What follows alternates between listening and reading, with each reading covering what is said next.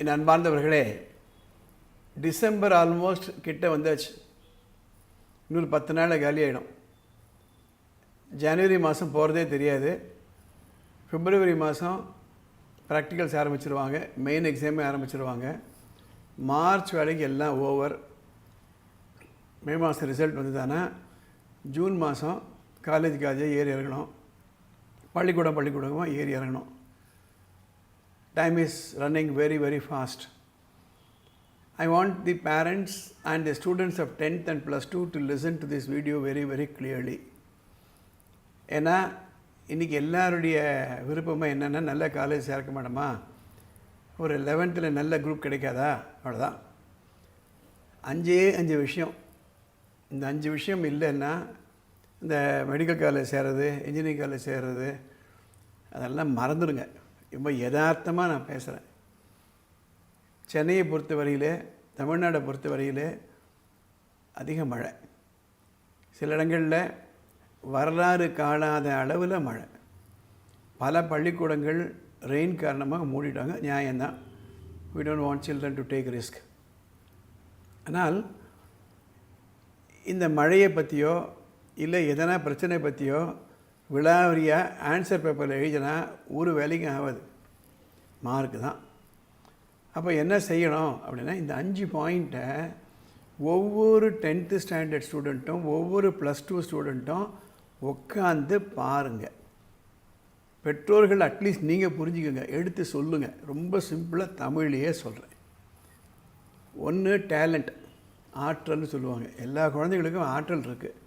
சும்மா எனக்கு மறந்து போச்சு, எனக்கு ஞாபகம் இல்லை, அதனால் மார்க் வாங்க முடியாது, அதெல்லாம் இல்லை. எந்த ஸ்டூடெண்ட்டு எனக்கு ஞாபகம் இல்லைன்னு சொல்கிறாரோ அவரை கூப்பிட்டு அவருக்கு பிடிச்சமான ஒரு விளையாட்டில் யார் யார் பிளேயர்ஸ்னு கேளுங்க, கரெக்டாக சொல்லுவார். ஃபார் எக்ஸாம்பிள், ஒரு ஸ்டூடெண்ட்டு கிரிக்கெட்டுக்கு ரொம்ப ஆர்வம் இருக்குன்னா சவுத் ஆஃப்ரிக்கன் டீமில் யார் கேப்டன், ஆஸ்திரேலியன் டீமில் யார் கேப்டன், அண்மையில் நடந்த ஐபிஎல்லில் என்னென்ன ஸ்கோர் வாங்கினாங்க கரெக்டாக சொல்லுவாங்க. அதனால் படித்து புரிந்து கொள்ளதை மனசில் நிறுத்தி ரீகால் பண்ணக்கூடிய ஆற்றல், டேலண்ட் எல்லா ஸ்டூடெண்ட்டும் இருக்குது. அப்போ ஏன் மார்க் வாங்கலை? காரணம் என்னென்னா ஹார்ட் ஒர்க்கு போகாது. எல்லாம் நினச்சிட்டு இருக்காங்க என் பையன் ரொம்ப ரொம்ப ஹார்டாக ஒர்க் பண்ணுறான். எனக்கு நம்பிக்கை இல்லை. ஒரு கல்வியாளர்ன்ற முறையில் நானும் ராதா மேடமும் 40 ஆண்டுகள் இந்த கல்வித்துறையில் இருக்கிறதுனால சொல்கிறேன். மாணவர்களை நாங்கள் 2 விதமாக பிரிப்போம். படிக்கிற ஸ்டூடெண்ட்ஸு, படிக்க வைக்க வேண்டிய ஸ்டூடெண்ட்டு. இது 2 வித்தியாசம். படிக்கிற ஸ்டூடெண்ட்டு அவங்களுக்கு தெரியும் தன்னால் முடியும், வேறு வழியே கிடையாது, படித்து தான் ஆகணும், ஃபுல்லி அவேர் ஆஃப் இட். அது படிக்கிற குழந்தைகள். கொஞ்சம் தள்ளி விட்டால் போகிறோம். இந்த படிக்க வைக்க வேண்டிய ஸ்டூடெண்ட்ஸு தான் பிரச்சனையே. என்ன சொன்னாலும் கேட்க மாட்டாங்க. ஃபார் எக்ஸாம்பிள், ரீசெண்டாக மழையில் ஒவ்வொரு ஸ்கூல்லையும் என்ன பண்ணுவாங்க, பல பள்ளிக்கூடங்கள் என்ன சொல்லுவாங்க, ஒரு டெஸ்ட் பேப்பர் கொடுப்பாங்க. அந்த டெஸ்ட் பேப்பரை வீட்டில் உட்காந்து எழுதுங்கடா 3 மணி நேரம். ஒரு அசைன்மெண்ட் கொடுப்பாங்க. அது முடிஞ்சு மறுநாள், மழை முடிஞ்சு மறுநாள் எத்தனை பேர் எழுதினீங்க அப்படின்னா, இந்த படிக்கிற பசங்க இருக்காங்க பாருங்கள், அவங்களாம் கரெக்டாக எழுதி வந்துடுவாங்க. இந்த படிக்க வைக்க வேண்டிய குழந்தைகள் என்னமோ இது யாருக்கோ சொன்ன மாதிரியும் அப்படி நிற்பாங்க. அவங்கள பார்த்து கோச்சிக்கிறதா இல்லை அவங்கள பார்த்து வருத்தப்படுறதா பரிதாபப்படுறதா, இதுதான் பிரச்சனையே. Hard work. 3வது கன்சிஸ்டன்சி, தொடர்ந்து ஒரு விஷயத்தை செய்வது. அதாவது ஒரு நாளைக்கு ஜிம்முக்கு போகிறோம், ஒரு 4 மணி நேரம் 5 மணி நேரம் 10 மணி நேரம் எக்ஸசைஸ் பண்ணால் ட்ரைசெப்ஸ்லாம் வந்துடுமா? இல்லை ஒரு புது லாங்குவேஜ் கற்றுக்கணுன்னு ஆசைப்பட்றோம், ஒரு நாளைக்கு 10 மணி நேரம் ஹிந்தி கற்றுக்குறோம், இல்லை ஃப்ரெஞ்சு கற்றுக்குறோம், வராது, புது லாங்குவேஜ் வராது. ஆனால் ஒரு நாளைக்கு ஒரு 5 நிமிஷம் 10 நிமிஷம் படித்து ஒரு பீரியட் ஆஃப் டைமில் பார்த்திங்கன்னா கண்டிப்பாக முடியும். ஸோ கன்சிஸ்டண்ட்டாக காலையில் எழுந்திருக்கணும், ராத்திரி படிக்கணும், ஸ்கூலுக்கு போகணும், வகுப்பில் ஒழுங்காக இருக்கணும், கொடுக்குற ஹோம்ஒர்க்லாம் கரெக்டாக செய்யணும். இது கன்சிஸ்டன்சி. 4வது டிசிப்ளின், ஒழுக்கம். இந்த ஒழுக்கத்தை மாத்திரம் மற்றவங்க திணிக்க முடியாது. ஆனால் சில நேரங்களில் திணிக்க வேண்டிய நிர்பந்தம் வந்துடும்.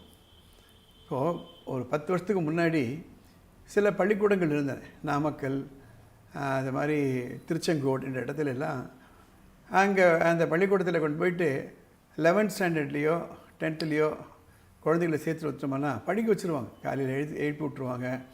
அங்கே வந்து ஆக்சஸ் டு தி டெலிஃபோன் இருக்காது. டிவி அவங்க போடுற டிவி தான் பார்க்கணும். படி இல்லைட்டா அடி. இதில் பலவிதமான பிரச்சனைகள் வந்தது. என்ன தான் பிரச்சனை இருந்தாலும் நிறைய பெற்றோர்கள் எவ்வளோ பணம் இருந்தால் அங்கே கொண்டு போய் அட்மிட் பண்ணாங்க. இது எப்படின்னா ஒரு ஹாஸ்பிட்டலில் ஐசியூவில் அட்மிட் பண்ணுற மாதிரி.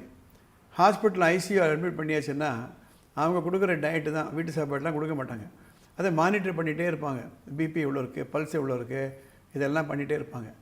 அது அந்த அந்த எதிர்பார்க்கக்கூடிய அந்த முன்னேற்றம் இருந்தால் தான் ஸ்பெஷல் வார்டுக்கு கூட்டிகிட்டு வருவாங்க. அது மாதிரி பள்ளிக்கூடங்கள் டிசிப்ளினை வெளியிலேருந்து என்ஃபோர்ஸ் பண்ணாங்க. ஆனால் இன்றைக்கி அது மாதிரி செய்யறது கஷ்டமாக இருக்குது. பள்ளிக்கூடங்களில் கூட காலையில் 7 மணிக்கு வந்துடணும், சாயந்தரம் 7 மணி வரலும் பாடம் சொல்லிக் கொடுப்போம். நல்லது தான். ஏன்னா இன்றைக்கி இருக்கக்கூடிய மீடியா கண்ட்ரோலில் குழந்தைகளை படிக்க வைக்கிறதே பெரிய பிரச்சனை. வீடுகளில் சொன்ன வார்த்தை கேட்க மாட்டேன்றாங்க. வீட்டில் பலவிதமான டிஸ்டர்பன்ஸ் எல்லாம் இருக்குது. ஸோ நாலாவது பாயிண்ட் சொன்னது டிசிப்ளின். 5வது செல்ஃப் மோட்டிவேஷன். நான் யார், என்னுடைய திறமை என்ன ஆக விரும்புகிறேன், எத்தனை மணிக்கு படிக்கணும், எத்தனை மணிக்கு எழுந்திருக்கணும், இப்போ எவ்வளோ படிச்சுட்ருக்கேன், இது மற்றவங்க சொல்லி வராது.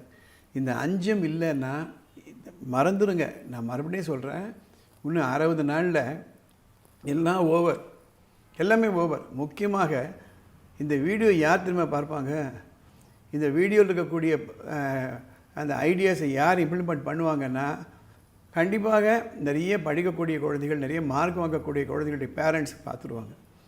யார் பார்க்க மாட்டாங்க அப்படின்னா, இது ஒரு வாட்டி ஒரு ஜாலியாக இருக்கலாம், இல்லை ஒரு கண்ட்ரோலே இல்லாமல் மழை வந்தால் லீவ் விட்றாங்களா, ஜாலியாக இருக்கலாம்டா அப்படின்ட்டு நிதானமாக எழுந்திருக்குது, நிதானமாக போகிறது, இந்த குழந்தைகளும் பார்க்கவும் மாட்டாங்க. அந்த பெற்றோர்களுக்கு அந்த குழந்தை மேலே அந்த ஒரு கண்ட்ரோலும் இருக்காது, அந்த ஒரு லிபர்ட்டி இருக்காது. So please understand, I want this to be seen by each and every parent of 10th and +2 definitely, and also of course the 9th, 10th, 11th, 12th is a package. So very clear, the writing on the wall is very clear. மழைக்கு எவ்வளோ நாள் வேணாலும் விடட்டும் leave. இப்போல்லாம் portions எல்லாம் முடிச்சுட்ருப்பாங்க. டெஸ்டெல்லாம் ஓரளவுக்கு முடிஞ்சிட்ருக்கோம். Micro டெஸ்ட்டோ இல்லை குவார்ட்டர்லியோ of இயர்லியோ final ப்ரிப்பரேஷனோ full test எல்லாம் பண்ணிகிட்ருப்பாங்க. எல்லாருக்கும் வீட்லேயே புக் இருக்குது, வீட்லேயே இந்த ஆன்சர் பேப்பர்ஸ்லாம் இருக்குது. இப்போல்லாம் பல பள்ளிக்கூடங்களில் டீச்சர்கள் அந்த ஜூம் மூலமாக மீட்டிங் எடுக்கிறது தயாராக இருக்காங்க. அதனால் இது பள்ளிக்கூடத்தை ஒரு மையமாக வைத்து நடத்தக்கூடிய எக்ஸாம் இல்லை. இந்த 5 point, talent, hard work, consistency, discipline and self motivation. இந்த பதிவு உங்களுக்கு பிடிச்சிருந்ததுன்னா லைக் பண்ணுங்கள், ஷேர் பண்ணுங்கள். அடுத்த பதிவில் நம்ம பார்க்கலாம்.